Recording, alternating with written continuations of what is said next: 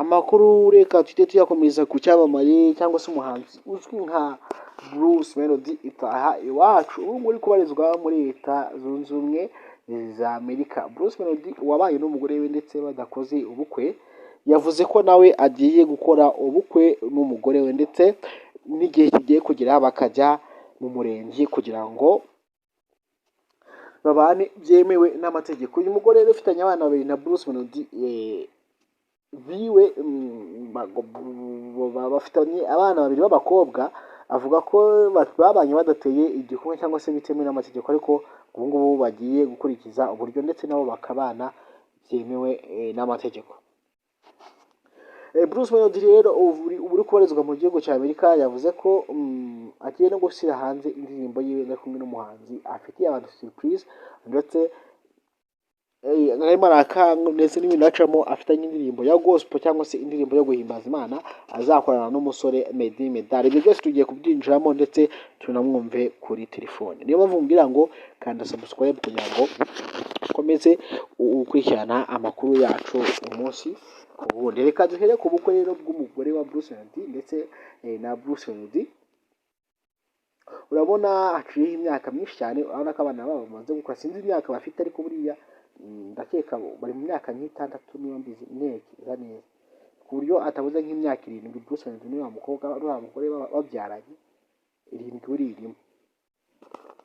Ariko bavuga ko Bruce Melody nyine n'uyu mugore wiwe ntazi n'izina ryiwe kuko ntabwo ndashaka kumenya amazina yiwe, mbaye nyazina yababwira babanye bitemewe n'amategeko. Ahubwo niba bitemewe n'amategeko si uko ku bana batabana nk'umugore n'umugabo, ahubwo ntabwo bagiwe mu murenge, kwa kundi abantu bajya gutera igikumwe mu rwego rwo gukora ivangamutungo cyangwa se kugira ngo babane muri sisitemu na leta byemewe, ubamenye ko abantu harimo urukundo. Buriya iyo ufashe umuntu mukajya gutera igikumwe agasinya ko yemeye ibintu byawe cyangwa se nawe wemeye ibye, uwo muntu umukunda cyangwa se umwizeye wumva ko mwabana akaramata cyangwa se mwafatanya ubuzima bundi musigaje ku isi.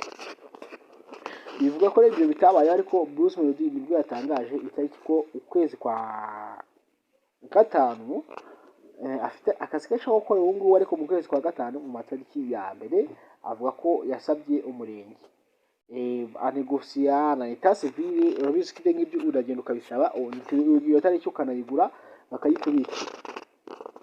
Bruce Melody aradutamwo umuceri nk'uko na Kiramani yabikoze n'abandi benshi bagiye babikora, aradutamwo umuceri n'umukunzi we. Bavuga ko bazahita bakora n'ubukwe bitari by'umurenge, bakajya no mu rusengero bakarahira ndetse bakabana nk'umugore n'umugabo bizwi kugira ngo babone ko nyine nabo ari abasitari cyangwa se umusitari ubana n'umugore mu bya buryo bwa bwombo n'iki n'iki. Rero babona umugore bafitanye abana babiri b'abakobwa bakiri bato, ariko urebye ubona ko ari famiye yishimye muri rusange. Ni ukuvuga ngo rero Bruce Melody yavuze ko afite indirimbo agiye gushyira hanze mu minsi iri imbere. Bivuga ko mu matariki 4 mu tariki 4 z'ukwezi kwa gatatu adutamo umusigo ari kumwe na kolabo n'umuhanzi atigeze avuga izina, avuga ko afite surprise cyangwa se agiye kwerekana ko n'abandi bahanzi nyego mwita ko barenze naho afite ubushobozi cyangwa se kuba bakorana ingoma. Wasanga ari Chris Brown cyangwa se Rihanna, wasanga ari Beyonce, wasanga ari Jason Derulo, ntabwo wamenya ngo rinde, ariko avuga ko ari umuhanzi ukomeye cyane kandi utuye muri Leta Zunze Ubumwe za Amerika. Ari The Rock cyangwa se ngo The Rock ari Drake ndetse n'abandi bose. Avuga ko umuhanzi aririmba hip hop, uyu muhanzi ngo ni umunya hip hop ugiye gukorana indirimbo na Bruce Melody. Ngo aririmba hip hop ndetse akaririmba na R&B bisanzwe. Niyo mpamvu navuze bari hano ukumva muzemo bakisibone kandi uko batarapa, nuko agaririmba na R&B, ariko indirimbo nyinshi ngo ni R&B, ariko yongera asaza aririmbwamo ni hip hop. Nigeze atangaza igitsina cye, ariko ntabwo turamenya niba ari umugabo cyangwa se ari umugore. reka turebe iyi ndirimbo izaza ku itariki enye. Ubu ngubu rero ngo arimo arashutinga amashusho yayo muri Leta Zunze Ubumwe za Amerika, aho agiye kubakaragamo iyo ngoma mu minsi mike iri imbere. Si ibyo ngibyo gusa rero Bruce Melody yavuze ko arimo araganira na Meddy mu ndirimbo yabo bakorana ya gospel yo guhimbaza Imana. Gusa ngo nubwo bitoroshye bizamusaba guca muri process ndende, ariko Bruce Melody yavuze ko arimo arasaba indirimbo cyangwa se collabo Meddy ngo yamara kuva kuri Meddy ngo akahita aza no gusaba indirimbo kuri The Ben kugira ngo akorane n'abandi bahanzi bagiye bakomakomeye. Nkubwiye ngo abo nibo bahanzi dusa nkaho bakomeye cyangwa se bafite izina rikomeye cyane, The Ben, Meddy, n'abandi ba Knowless. We ndumva umwana Knowless nta ndirimbo afitanye na Bruce Melody ishobora kuba ihari, simbi ziraza kujya kuyisacinga ndebe n'abandi bagiye bakomeye nyine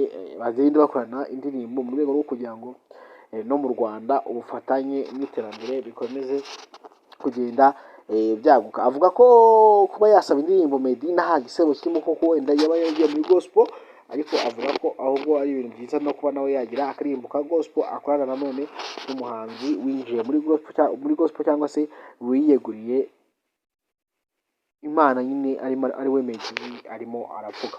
Mubwira ngo rero nayo makuru yari ahari ku musore Bruce Melody, ariko mbwira ngo hari business tugiye gutangira gukora ahangaha kuri online izajya